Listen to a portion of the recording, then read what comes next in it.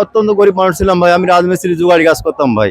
আচ্ছা। তো এই ফুলটা করার পরের থেকে ভাই আল্লাহ আলহামদুলিল্লাহ আমি প্রতিদিন 1-2 হাজার করে বেচনা করে বাড়ি যাচ্ছি ভাই। ইনশাল্লাহ আমার সংসারটা ফ্যামিলি ভালোভাবে চালাতে পারছি ভাই, তো অনেক টাকা বিক্রি করতে পারছি ভাই।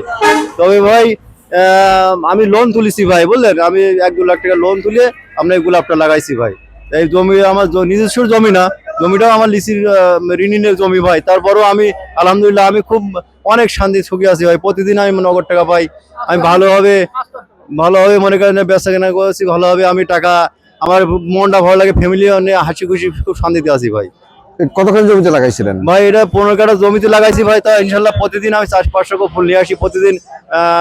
আপনার 1000-এর নিচে আমি বাসায় যাই না ভাই। আমি জোগাড়ি কাজ করলে আপনার সারাদিন ওই সন্ধ্যে পর্যন্ত 500-550 টাকা দেয়, কিন্তু ভাই আমি অনেক পরিশ্রম করতাম ভাই। আলহামদুলিল্লাহ এখন নিজের স্বাধীন মতন আমি চলি। তারপরে এখন মানে শারীরিক শ্রমটাও কম দিতে হচ্ছে।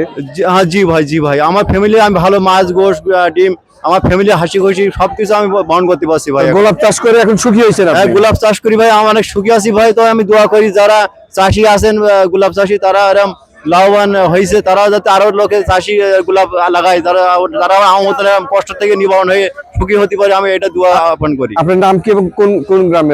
আমার বাসা টাওরা গ্রাম, মোহাম্মদ আরশাদ আলী।